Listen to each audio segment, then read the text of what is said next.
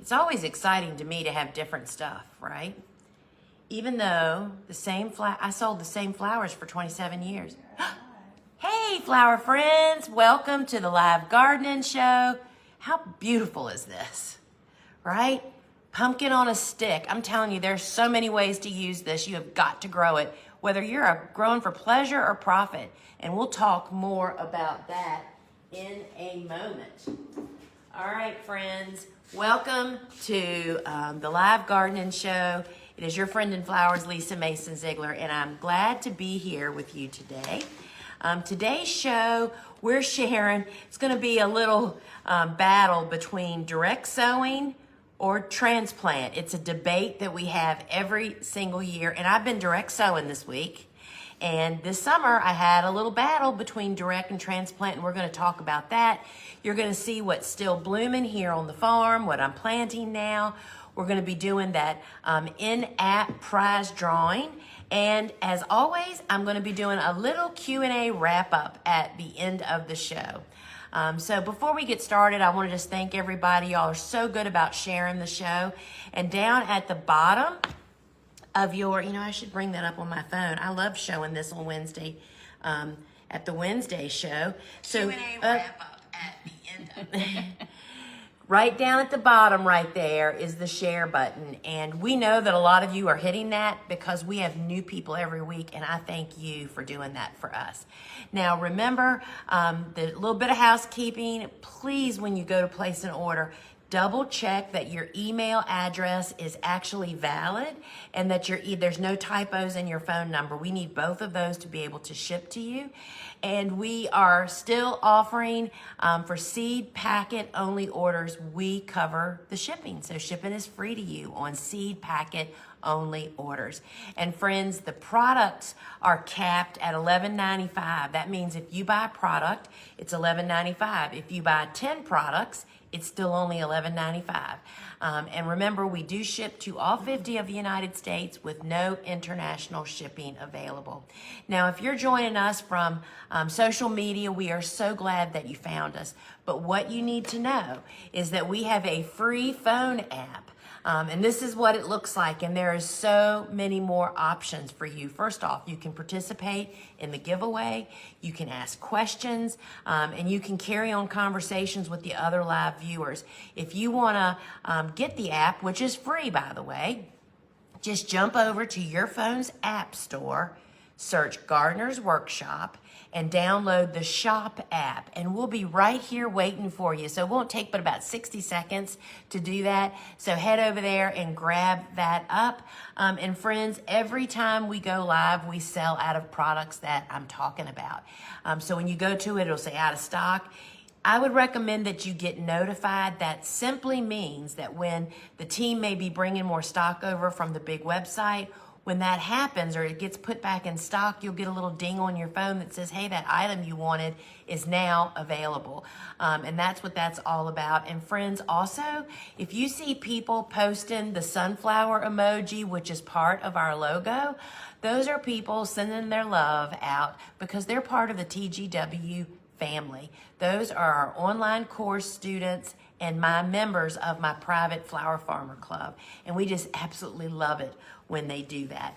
So friends, we are doing our weekly $25 store credit giveaway. If you're in the app, hit that white button now, and that'll put you on the list that we'll pull from at the end of the show. And you do have to be present to actually get that, right? So friends, out of the gate, we are going to just jump right into resources.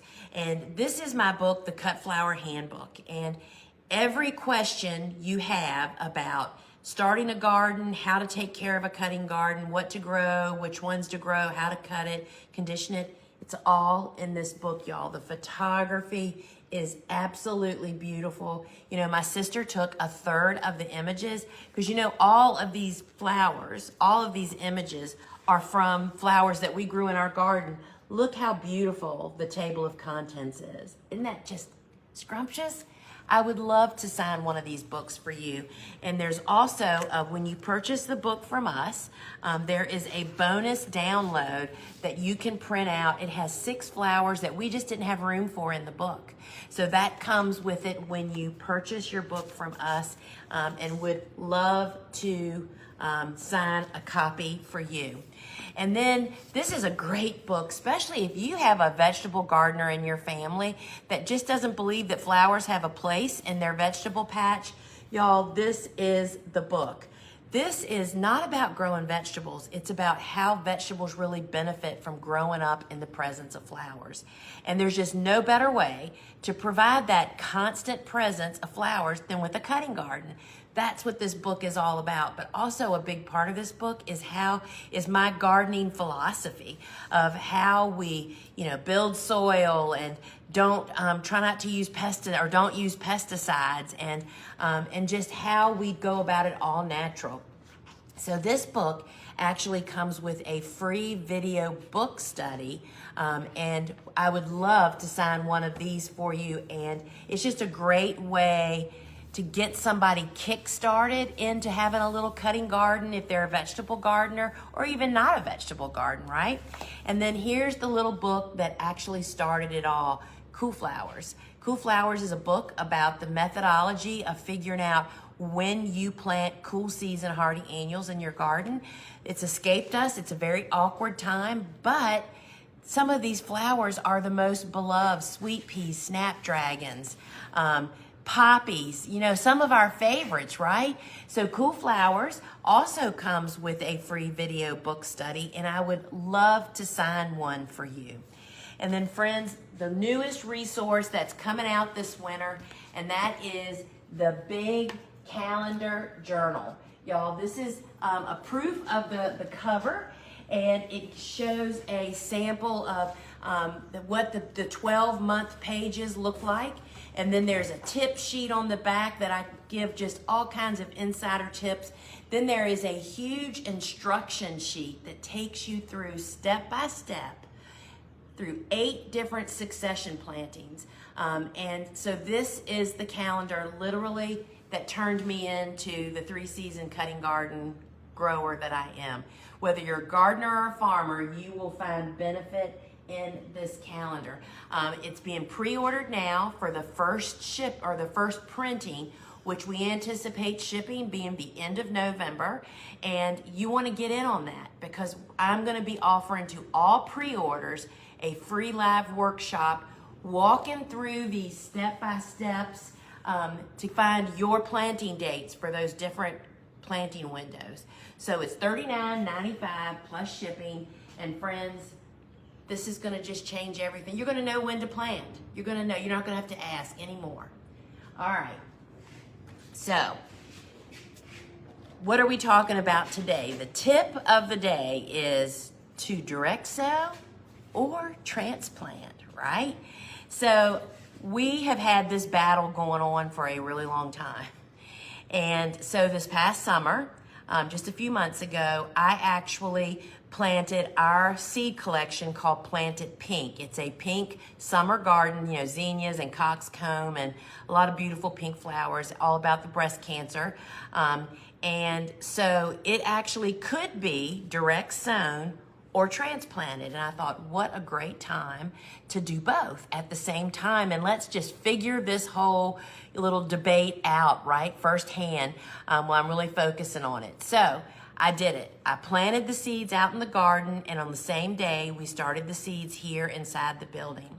And the results were very interesting. First off, both of them were incredibly successful. We had beautiful flowers, but here's the big difference. And the big difference is why so many people fail at direct sowing. So the direct sowed bed required my daily attention every day for probably the first 4 or 5 weeks. So for the first 2 or 3 weeks, every single day, I had to go out to that garden and water those direct sown seeds, which that doesn't seem unreasonable, but I think that time is the number one thing that most of us just do not have. I mean, you have to, I don't know about you, but I have to put my garden shoes on, go out there, drag the hose out, and water. And so that was, not ridiculous, but that is something that's required. Then, as the seeds are starting to sprout and growing up, I also had to cultivate a couple times a week in the beginning, because at the same time that my flower seeds were sprouting, the weed seeds were starting to sprout. So that's another task that needed to be done. So the direct seeding actually was a fabulous success, but it just needed a lot more intervention versus my seedlings indoors, which, I have my little seed starting area set up. I go in there for like a couple of minutes just to start my day. And of course, I'm more in tune to transplants because I'm set up to that. But started our seeds inside.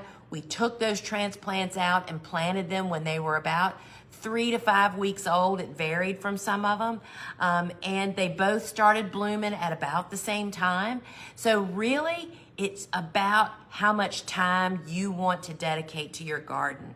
The direct sown requires daily watering out in the garden and cultivation to hold the weed seeds back from developing while your seeds so they can get ahead, versus me walking out there with a transplant, plugging it in, and within a week the canopy is big enough that I didn't really have to cultivate at all.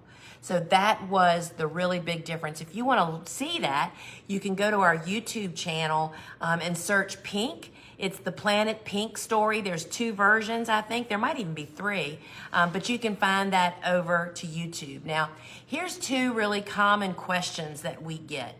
So I missed my seed starting window for transplants. Can I direct sow instead? And the answer to that question is most likely or most often no. It's about which way your seeds start best. And it tells you right on the seed packet, y'all. Every seed packet you get from us will say, recommend start seeds indoors or recommend direct sowing out in the garden. So frequently it's not quite as interchangeable as we would like to think, right? And here's one. How can I tell if a seed prefers to be started indoors or sown directly in the garden? Once again, it's all on the seed packet. It's in my books, it's on our website, and it's also in the app, in the descriptions of the seeds. So that information is in a lot of different places. And the preferred method is the easiest way to get a seed to sprout. And sometimes that's based on temperature variation, and so you probably ought to go with the flow on that, right? So this week I actually prepped and direct sowed our beds. And what that meant was I put down our fertilizer, the Sustain fertilizer, and then we tilled it in, and then I created my beds. Then I made my furrows, and I'm going to show you how to do that, and direct seeded. And I planted so many things, y'all. Larkspur and Nigella and Calendula and poppies and just so many beautiful things. And I want to show you, we're not going out to the garden, but we're going to do a little pretend here, y'all. So let's just pretend that this is a garden bed. Okay. Hold on, let's say you can swipe your comments away. Oh, that's right. So if the comments are in... There's a little button now that says hide comments. Okay, there's actually a button now. If the comments are in your way, then you can hit that button and then hit it to bring them back, okay? So, well, if we bring this down to, maybe I can bring it up higher. How's that? A little bit better. So let's just imagine that this is a bed out in the garden, and I use our hoe to actually make, in a 30-inch wide bed, I plant 3 rows of direct seeded. I'm only going to make 1 row here just because this is so narrow. But literally, I take the hoe point and I pull it, and it kind of makes a little trough. And out in the garden, my trough is probably about that wide and about that deep. So it is really, really obvious. If you dump them right there, I'll grab them up. You can just put them right there. So literally what I do, if you hold this, that would be pretty helpful. So Kelly has given me some calendula seeds, which is one that a bigger seed is always easy to direct sow. Because these are kind of big, literally I would just drop a seed about every inch or so. That's another thing about direct sowing. You definitely use way more seeds than you do when you start indoors. That's the other thing, because you have to prepare for some not to germinate. All right, so I have dropped a seed about every inch. Now, Calangela, where is that seed packet? I have to read it, y'all. I don't memorize the directions. Okay, cover seeds with soil. It tells you right on the seed packet. So what I would do out in the garden is I would just literally take my hoe and run it next to the trough, and that literally just pushes some soil over, and then I take my hoe and just firm that in, and I can still visibly see my trough. You may not be able to see it very well on here, but we can see it. So let me tell you why that is so important. First off, it gives you a visual to see where you planted your seeds, and keep that close. Where you planted your seeds, but for me, more importantly, I know where to water.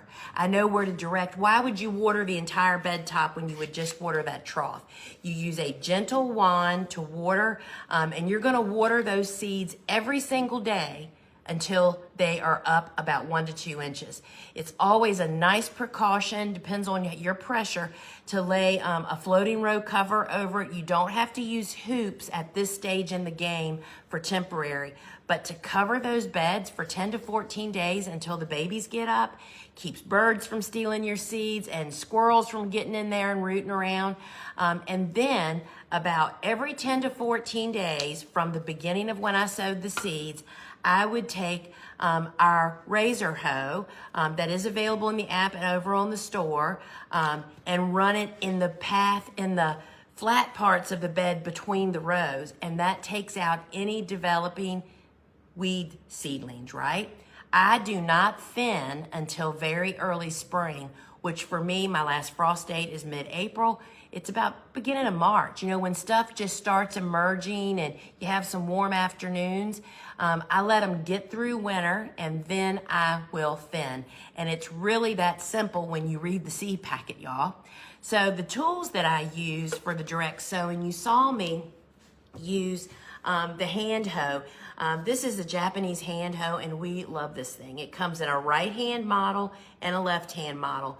I use it for planting, I use it for weeding, I use it for grading, mulch out in the beds. It is so super useful, and it's back in stock again, y'all. We have been out for a little while.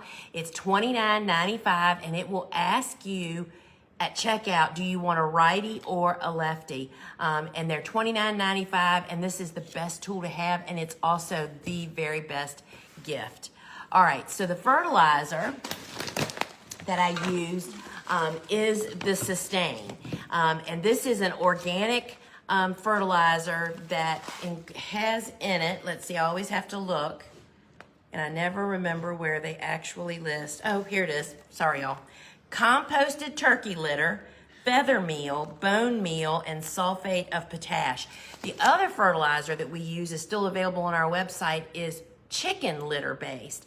I love changing it up from time to time. So this will cover a bed, how many square is it? 250 square feet. It is a 5-pound bag, and it is the deal of the day, y'all, which means it's 20% off. It's normally $21.95. It's on sale for $17.56. And remember, you only pay $11.95 shipping once when you buy a product, right? So it's 20% off, and there are larger bags of this available over on our website, but it's not on sale over there, right? It's only on sale for this size and here inside the app. Totally love that.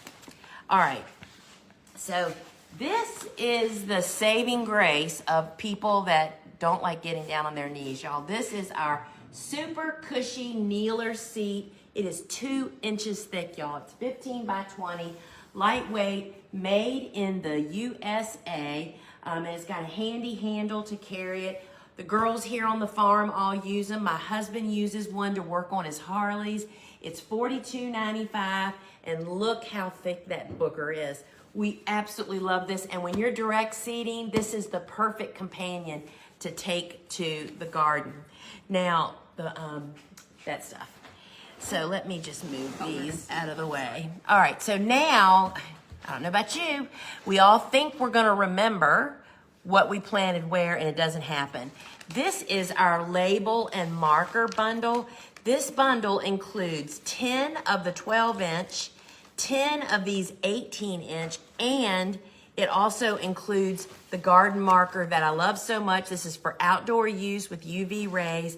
The marker is also available separately, but this whole bundle is $17.95, and it'll just have you set for marking your stuff as you plant it so you remember where you planted what. Now, if you're doing any permanent plantings, I love using these for perennials, particularly, and trees and shrubs. These are our copper plant markers. They come in a 25 pack. They weather beautifully, and you simply use a ballpoint pen. I put a bath towel folded back and forth so it's kind of a firm but soft surface. Use the ballpoint pen, and it actually etches the name in there, and it never washes off. You get 25 of these for $21.95, and I think they're like 3/4 of an inch by 2.5 inches what the top is. These are really great for the permanent part of your garden. And I mentioned earlier to protect your seeds that you've planted in the garden. This is the floating row cover. This is the lightweight. It allows 85% of air and light to penetrate. And for a temporary use, after direct seeding, you would just lay this flat on your bed, just a little bit loose, and you move it off to water, and then put it back. This keeps the varmints from actually getting in there, but it also helps to retain moisture. It comes in a 20-foot, a 50-foot, and a 100-foot piece, and longer pieces are also available over on our website. Now, how do we hold that down? You pick it up when you're ready. So we use these anchor bags. Excuse me.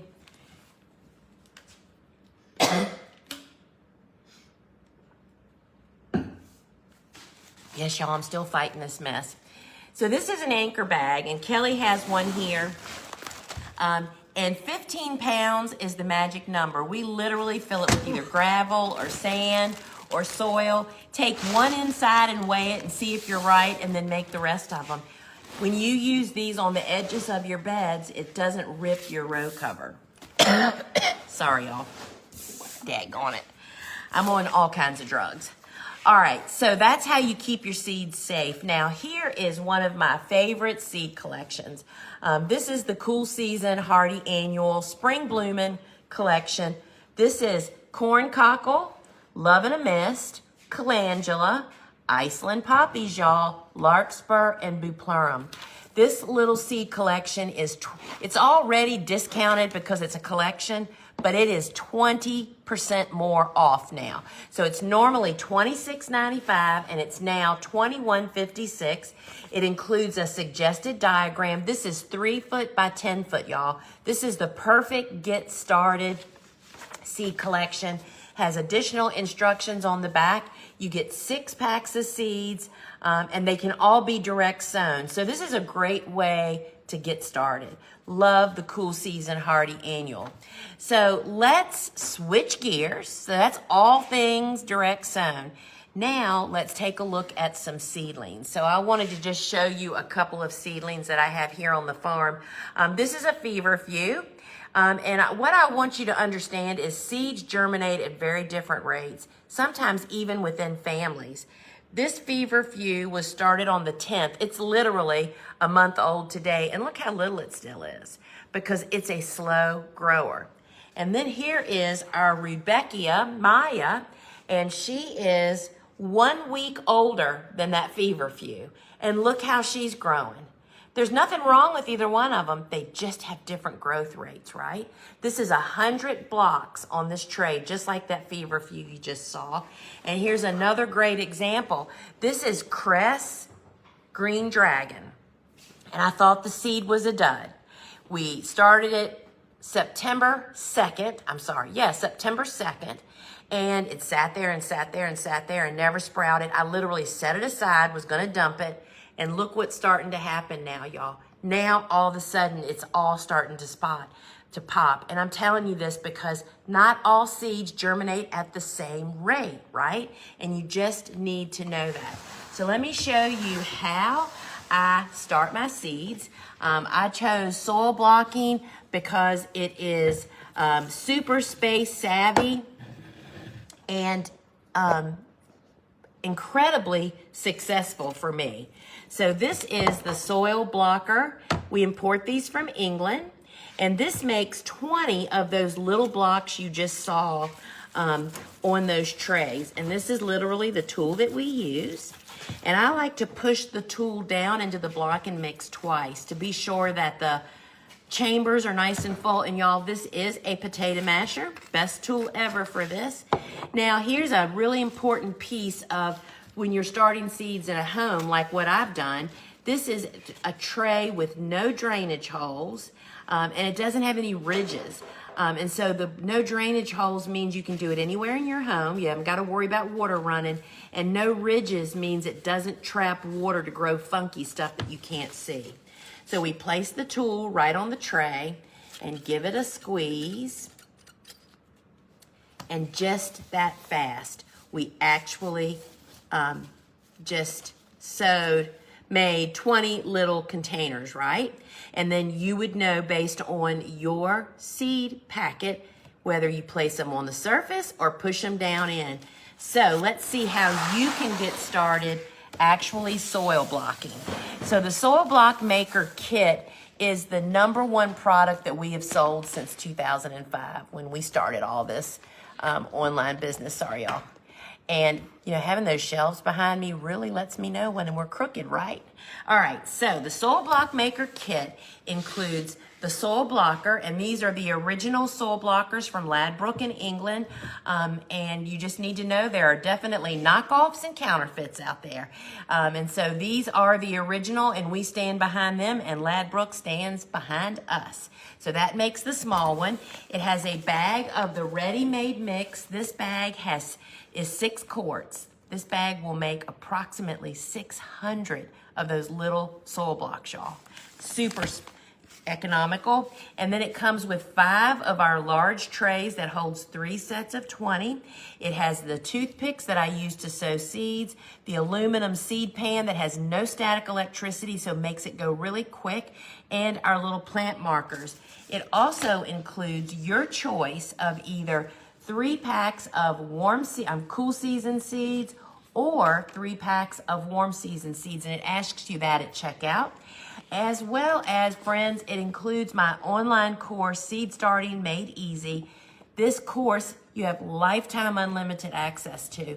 It teaches you how to start, how to grow them up, how to get it out to the garden, everything that you need to know. You get all of this for $89.95 and plus $11.95 shipping.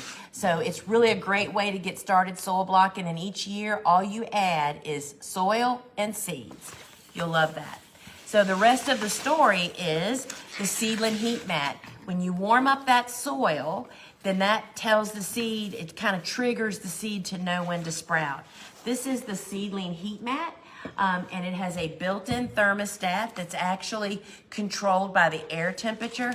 This is $39.95, and this is a key piece that so many people are missing, and it's the cause of why they have trouble getting things to germinate. So a seedling heat mat is essential to quick and efficient and uniform germination. Y'all, look at this. You know what we ought to put in this? We ought to put that little short eucalyptus that we have, the rubber band. That's when we come to that. This is the espresso watering can. And y'all, this is not only perfect for watering soil blocks, it's the perfect houseplant waterer, and it is so pretty. Not only can you leave it sitting out, my sister loves using this for flower arrangements, dropping a little bouquet in it, and we'll drop the eucalyptus. You can just lay it right here. I'll show you what I would do. So this is some of the scraps of the eucalyptus strippings that I actually pulled off the eucalyptus that I'm actually going to be showing you here in just a few minutes. So there's no water in here yet. But see how it just splays like this? You know how you remedy that? Cut it shorter, y'all. And I feel totally compelled to do that. So, you know, Susie Q's not here today to do the bouquet studio. So consider this your bouquet tip today. And I'd probably spend a minute maybe arranging those, but simply cutting them shorter. There you go. All because you cut it off. Don't be afraid to cut the stems. And I could probably go a little bit shorter. Suzanne would be so proud of me. How pretty is that? So it's also a vase. So that needs to go back in water, please. Thank you. Good idea there, Suze. All right. So how do I have such beautiful seedlings? Y'all, every Monday I include 1 tablespoon per gallon into my watering can of the Neptune seaweed fish. Not only is this what my seedlings get, but you can use it out in the garden for a soil drench, which means just pouring it on the soil. Or you can put it in your watering can with a sprinkler head on it and put it on the foliage, and that's called foliar feeding, y'all. So beneficial. It's $18.95, and this is 18 ounces, so it goes a really long way. Love this stuff. So I just want to remind everybody, if you're just checking in, get on the giveaway list. We're giving away a $25 store credit to 1 lucky in-app present follower. All right, friends. All right, so we're going to look at flowers now. And I always love to preface flowers by you always buy the seed for flowers when you meet the flowers, when you fall in love with them. And then you store the seeds with the season you're supposed to start it in. And so storing your seeds cool and dry is the secret. These are desiccant packs. And by keeping your seeds dry and cool, they last sometimes years, y'all. And so you can get a 2-pack of these for $2.95 and a 10-pack for $9.95. This is one of those tools you just want to have in your toolbox. So when it comes time to do it, you'll have them. And did y'all know that, we don't buy bulk seed here for the farm anymore? I literally send my list up to the warehouse, and I am seed starting from the exact same seed packets. They pull it right off the warehouse shelf that you're actually buying from us. And I totally love that because that lets me check seed count. Is stuff germinating? Is there a problem with something? And so I just thought that would be helpful for you to know too, that I'm actually starting my stuff from the same seeds that you're buying from us. So let's look what's still blooming, y'all. I love this stuff. This is Blue Horizon Azuratum. This is a flower you can use any time of the year. We grow it all summer and we don't stop in the fall. It is so pretty. And then we're still pumping out Texas plumes. Look at those colors.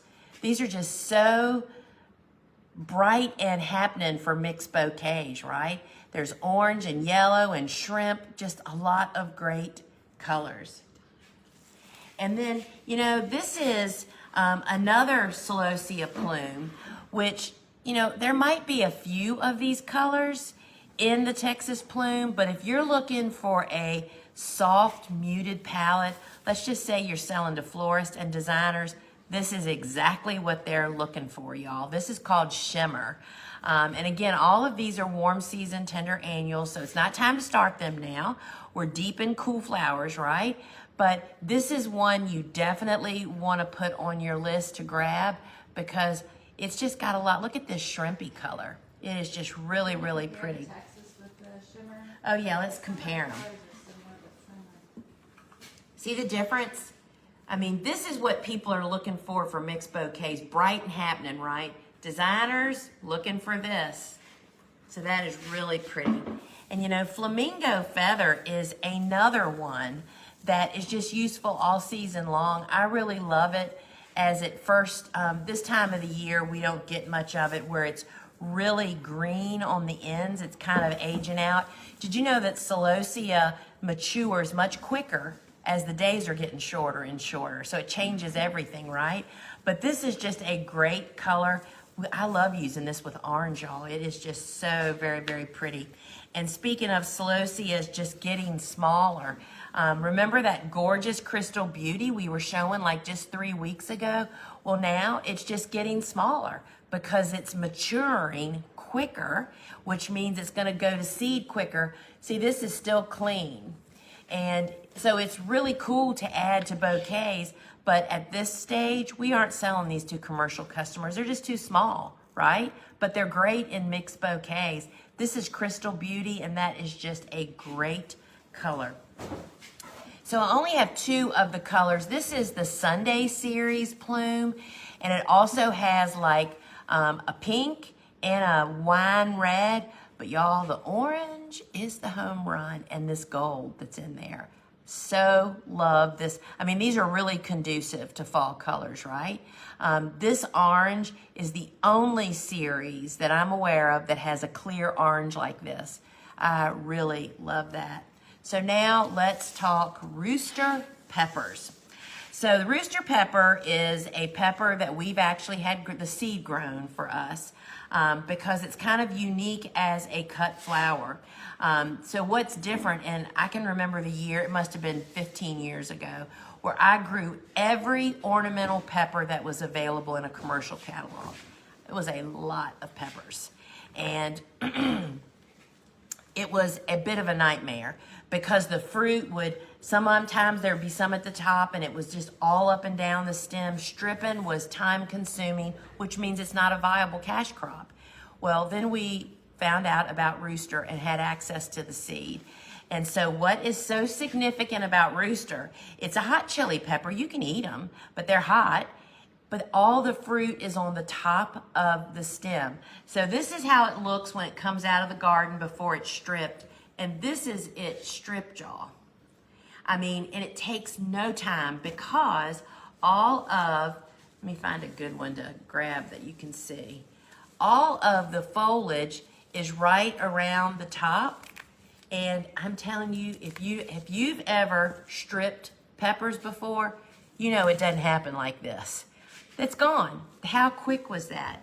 So high value crop, so useful. We use them during the summer as green. And so here's one still green. They're beautiful when they're all green. So love putting those in mixed bouquets. Then as they start reddening up, we still using them in fresh bouquets. But we take these and dry them or actually make them fresh too.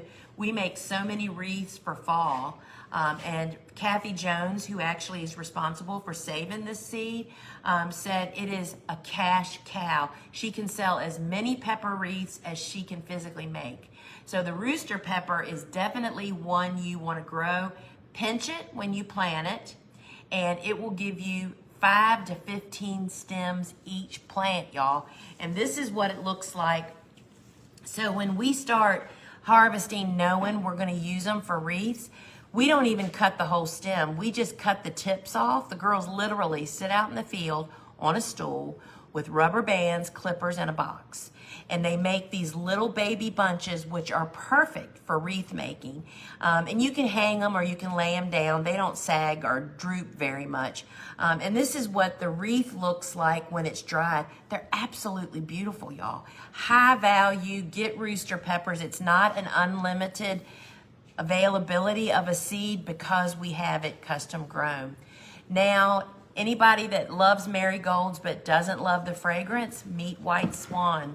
White Swan is a low to no fragrance, and it's not really white, y'all. It's more of a buttercream color, but it has virtually no fragrance. Makes it really useful. We love this one from spring until now, and I'm gonna hold that because when you see, now these are the classic marigolds. Now this is the mix, and you can get all these colors individually. Look how pretty. This is orange, there's gold. Look how big these whoppers are, y'all. And then there's yellow.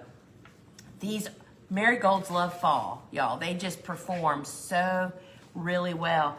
This is the bouquet I love making in the fall. I call it the candy corn bouquet, white, orange, gold, and yellow. How pretty is that? So what White Swan has no fragrance. These guys are stinkers. But did you know that it's the foliage that stinks, not the flower? So you can simply strip the foliage off. And this is the stage to harvest. See how green it is in the center? Look at this one. This is perfect. See how green they are? They will continue to develop in the vase, and they will last 3 weeks and even root while they're in the vase. Marigolds are home runs, y'all. They are just so very beautiful. And we're still having basil coming in, and this is the cinnamon, and he's pretty rough. I actually found him, he was a lone man standing out there. Still getting super tall stems. This gets a really pretty maroon bloom on it. The foliage, the stem is dark, but it has a smaller foliage. So cinnamon basil is great for fall. And then this is cardinal basil. Look how much bigger this foliage is. This will fill up a bouquet. This has the classic licorice basil smell, and people love it. What's the first thing people do when they pick up flowers? Bring it right up to their snoz. Didn't mean to say snot, y'all, sorry. Snoz, and get a sniff. That's natural. People just naturally do it. And when they get a smell of a fragrance, especially one they may be familiar with, it just pushes them over the edge. Look at these. These are hyacinth bean stems that are from our hyacinth bean vine. And these are really fun to use in bouquets. You can literally lay these on a table for a tablescape. They are so fun.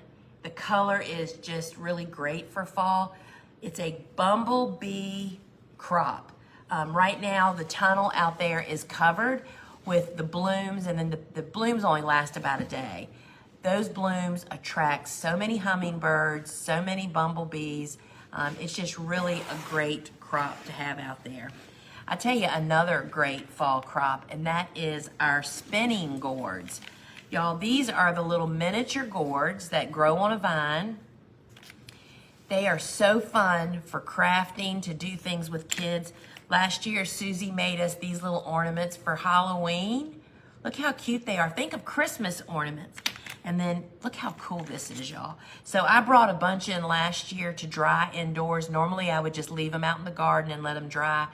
And when the moisture's coming out of the gourds, there's all kinds of moisture. Look at the designs. This is what naturally happened, right? Super cool. I think you could do some kind of dye-in stuff and then scrub it, and this could be really, really cool. This is over a year old that has stayed there. I didn't realize we still had those. That is super cool. So, you know what else? These could be earrings. They're really light. So spinning gourds are really fun. They're incredibly productive. You do not need but 1 or 2 vines, y'all. So this is a great one, and they're quick to actually produce. And then look at this foliage.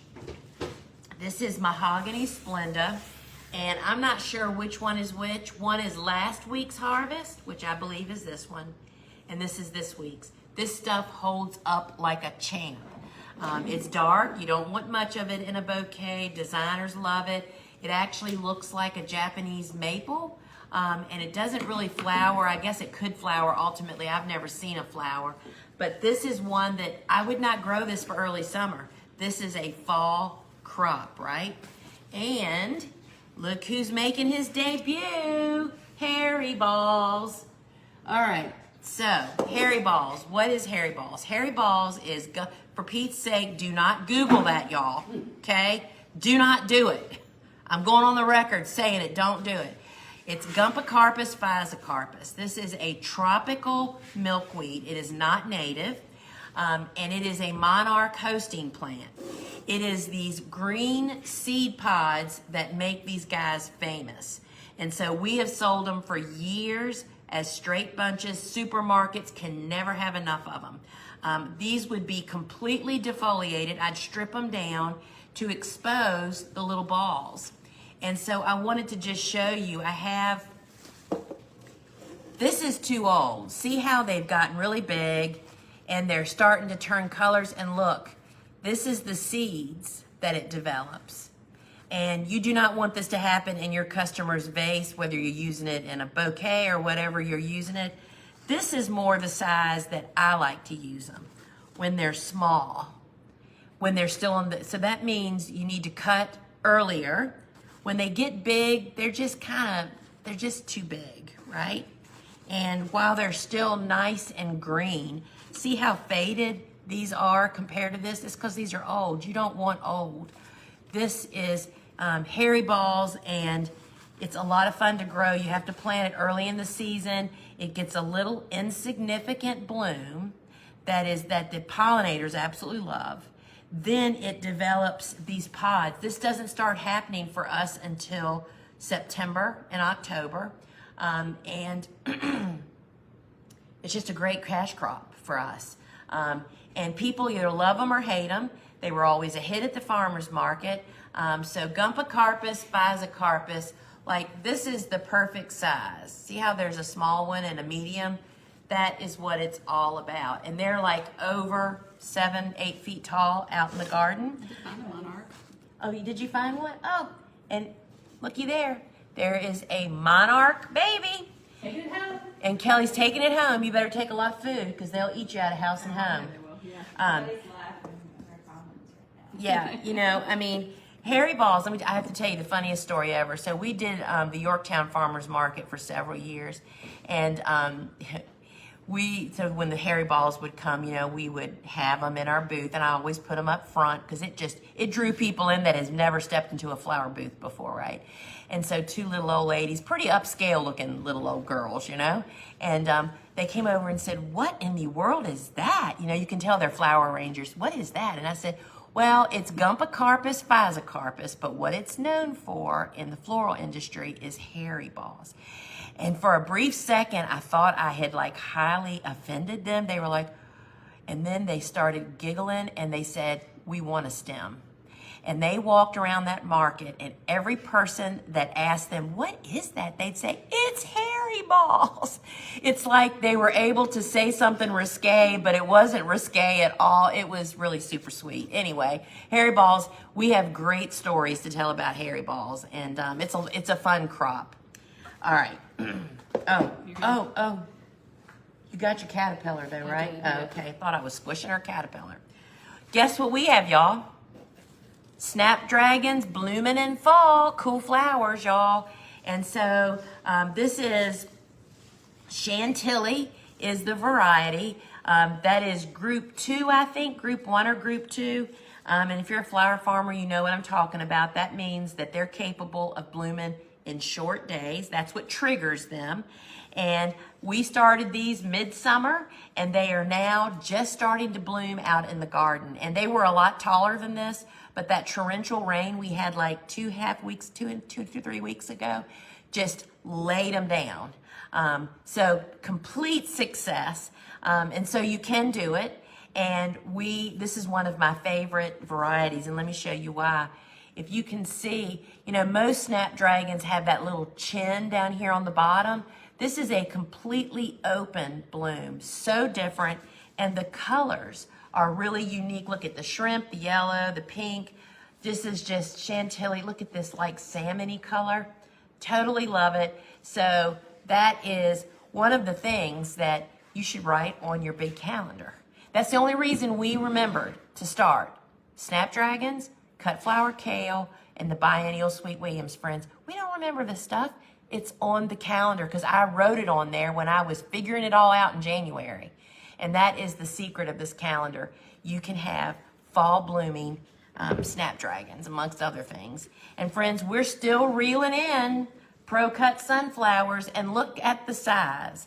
As I've mentioned before, pro-cuts, that's the family of sunflowers that we grow. And I'm going to turn it so you can see. See that picture over there? That's off the front of one of my books. That is the Pro-Cut series. All of those different color combinations. There's like 13 of them. And why we love them is they're quick from seed to bloom, 55 to 60 days. And there's such an array. But even though they are day length neutral, which means they will bloom in short days, the blooms get smaller naturally in fall and in very early spring. And we had customers that waited, and this is how I marketed them. When are those miniature sunflowers that you grow coming? I said, about September and October. And I'm growing them exactly the same way, same spacing, but they're just smaller. And this is them. They're just absolutely even more in demand. Here's one of the bicolors. Oh, there's a leaf in the way. You can't see it. How pretty. Look how pretty those are. Love those. Silver dollar? All right, yes. So this is for eucalyptus time, y'all. This is Silver Dollar, which is the one that is most frequently recognized. It's kind of gray, and September and October is eucalyptus time for us. Again, I do the marketing on that. They say, when is that coming? I say, well, we have eucalyptus available in September and October. That way we know all the tips are mature, and we absolutely love Silver Dollar. How do you overwinter your eucalyptus? Say that again. How do you overwinter your? If you live, I live in zone 8A, which is southeastern Virginia. I used to be 7B, and we are where it doesn't naturally overwinter. You know, eucalyptus is from Australia. With a little bit of extra steps, you can attempt to overwinter it. I've never met anybody that overwintered it successfully in 7A, maybe 7B, but what we do is in about the 1st of November, I cut it down to about 12 to 18 inches tall with not a bunch of, cut all the stems back to stumps. We just pile loose leaves to completely cover it. Then we hoop and row cover it, double row cover it with the lightweight row cover, and that's how it spends winter. That keeps the ground from freezing. That also just protects and insulates it. And we've had great luck doing that. But again, it depends on where you actually live. Parvula gum, which is, look at this one, y'all. Totally different. Look how little the leaf is. Darker green. So love this. Parvula gum has a red stem, if you can see that. This is probably the most useful in bouquets. Little leaf stuff is easier to use than big leaf stuff in a mixed bouquet. So Parvula gum is the one we grew the most of when we were doing bouquets. People love having this in their bouquet, right? And then there's this guy. You better, I'm sorry, I almost whacked your baby. And then look at this one, y'all. This is what we put in the vase a minute ago. This is Polyanthumus, better known as Pollyann. And I love this guy. Or I guess it's a girl since it's Pollyann. Look at this. How pretty is that? I mean, literally one stem in the right application. I find that all three of these eucalyptuses are equally hardy. I mean, as far as sprouting and germinating, you can actually, I did a eucalyptus show, which you can find here in the app just a couple days ago, where I go in depth of sowing the seeds and talking about everything. But I think all three of these are just home runs. Absolutely love them. And y'all, you know what else I make wreaths out of? Gomphrena. We are busy making all these little bunches to make wreaths. This is Audra Pink, which Suzanne, my sis, thinks this is actually purple. And I'm on the fence. It's in between, but it's just pretty, right? So this is Audra Pink. This is Audra Bicolor. I mean, these are all tall stems, right? You can use them fresh all summer. This time of the year, we're doing the very same thing that we're doing for the roosters. They're out there just cutting the tips off, banding them, and we're drying them so I can make little, I'm gonna make actually flower crowns for my nieces for Christmas. That's Bicolor Rose. That is certainly a very popular color. And then this is fresh. This is purple red. This fresh is the popper of all summer bouquets. I mean, this Audra purple is so easy to harvest, and I just absolutely love it. And then this is Audra White, which of course it's not very white now. This is dried, y'all, but it is true white when it's fresh with the green little spritz kind of in the middle. I mean, this is so in style right now, this color, right? So there's so many things you can do with that. And then this, so that's Audra also. This is not Audra series. This is the QIS. That's quality in seed is what QIS stands for. And this has the carmine, the strawberry fields, and an orange in it. So this is a really fun one to also dry and use. And then last, but not, I'll get them, yeah. Last but not least, y'all look at the stems on this pumpkin on a stick. Do y'all see how tall it is? I posted some great reels on this today, us getting it harvested. Look how tall it is. This is an incredibly high value commercial crop.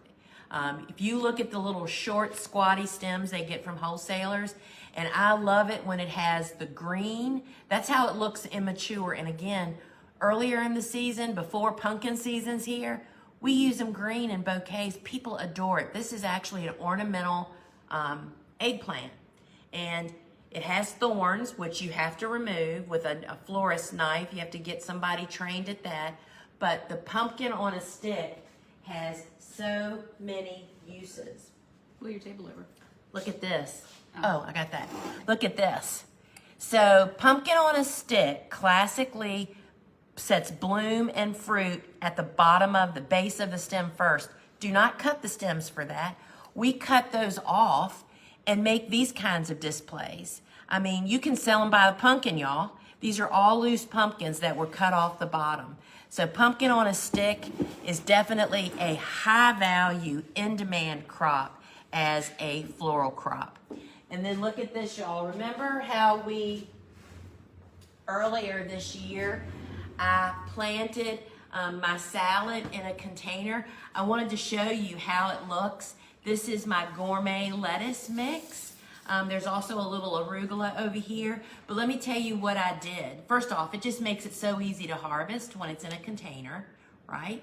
But I literally started all this lettuce in the small soil block, right? Just like we're starting flowers, a tray of 40. And instead of breaking them apart, I literally just picked up the whole cluster of 20 and just sat it down on top of the soil in this container, kind of snugged it down, watered it. This is a set and this is a set. They do beautifully. It was so simple and easy. My problem outside is I just don't remember to water every day. So this is a really fun container, and now's the time to strike. I grow radishes in containers like this, all of the salad greens, and it's just super easy to do. So this is really a lot. Look at all this gump farina we have, y'all. We have piles of it everywhere for making wreaths and flower crowns. All right, my friends, it is time to wrap up. And remember to stick around to the very end for the Q&A. And I just want to remind everybody that we have gobs of free resources over on our website, thegardenersworkshop.com. Literally, you can go over there and fall in and stay for hours. We have videos, we have blogs. There's a blog called Cool Flowers, Starting Seeds in the Garden that I wrote. You can connect with our 2 podcasts. We have 2. We have Field and Garden, which my episode number 95 is Seed Starting Steps. And then we have our Seed Talk with Lisa and Lane. And episode number 4 is about direct sowing cool flowers. So that is really timely. There's frequently asked questions. There's just so much over there on our website. So, excuse me, on Wednesdays, you'll find me in several places. So I go live for Ask a Flower Farmer on Instagram and TikTok at 3 p.m. And then remember that I'm back here on next Friday as well as next Wednesday. So let's see. The Friday show, me is Friday Live. Okay, the Friday theme is a bouquet bonanza with Suzanne. Is that right? Susie Q will be back next week, and it'll be a big bouquet wrap up.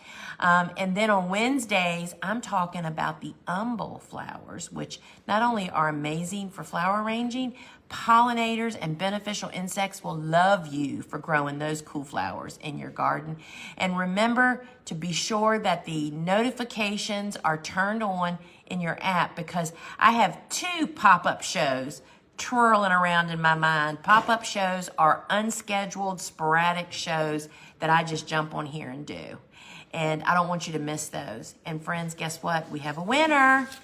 We have a winner of our $25 store credit, and I hope you're here to claim it. And it is Mary Newell.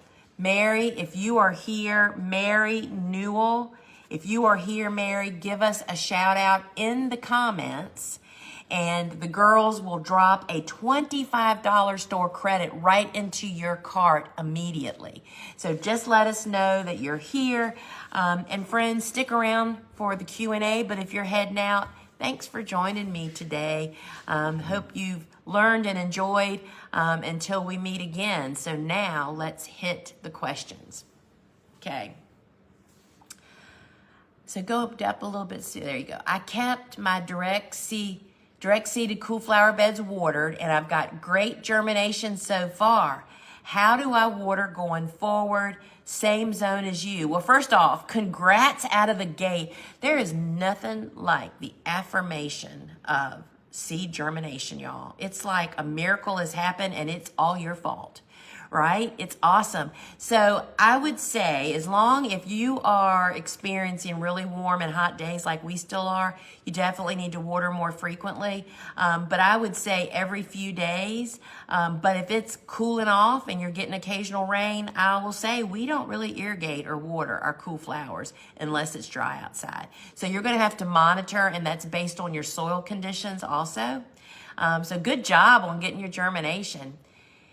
Any tips on germinating Iceland poppies? Tried direct sowing in soil blocks and had no success. Well, do not try to start them indoors. It tells you right on the seed packet to direct sow them, and that's all about temperature. I bet it's been too warm.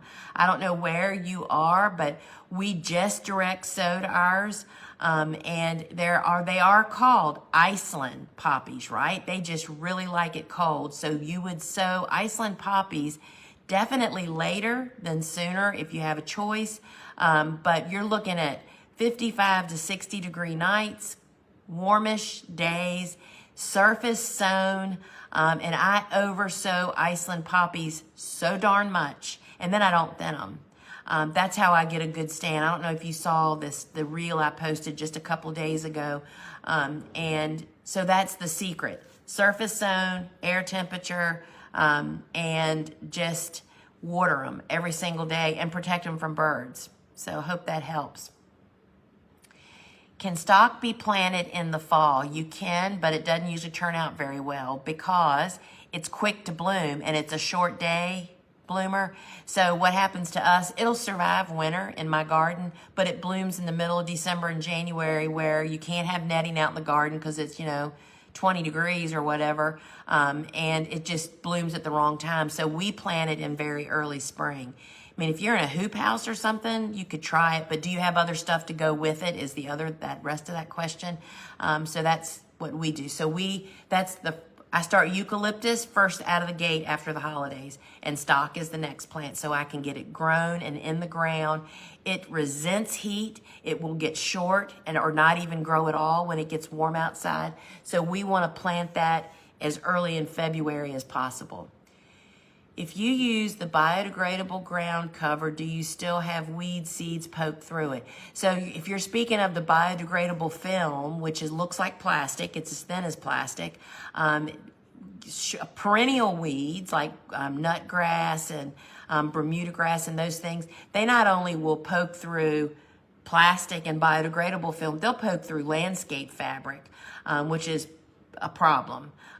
So you can, however, we prepare our beds and apply the biodegradable film immediately, which blocks the light from getting to annual weed seeds. So there is a minimal of weed seeds that can poke through. But yes, perennial weeds can poke through.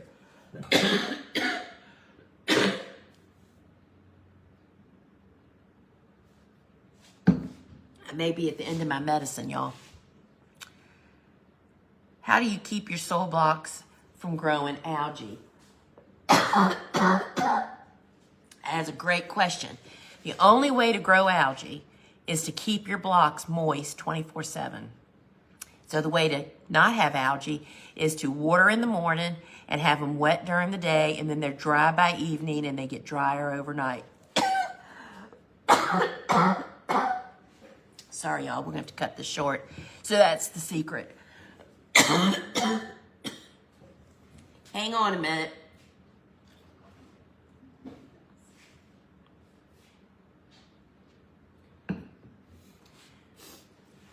Bump up your air temperature to have it dry out more and have them grow faster. Friends, we are wrapping. Is she here? The winner? The winner? No. this help? Yes, thank you. So that's the deal. Bump your warm temperature up a little bit to dry out. But to grow mold and algae, it has to be wet 24 hours a day, and that's not conducive to strong seedling growth. All right. I don't grow ranunculus and anemones, so I'm sorry I can't answer that. I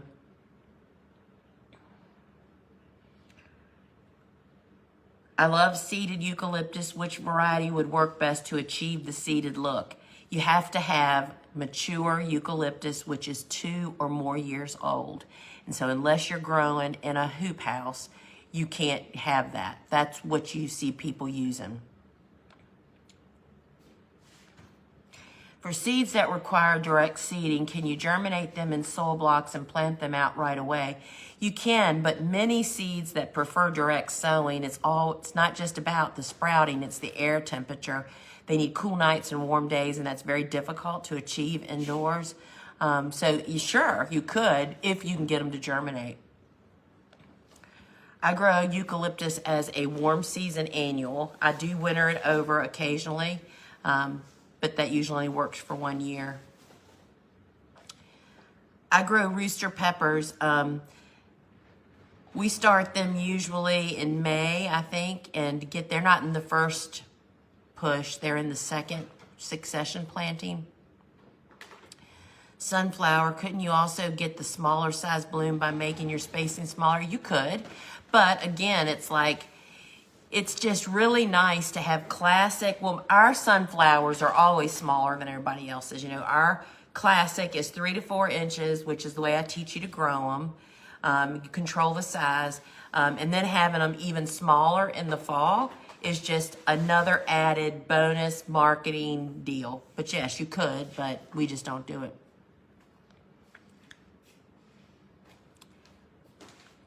"7A, can I plant snapdragons in the fall to overwinter?" Yes.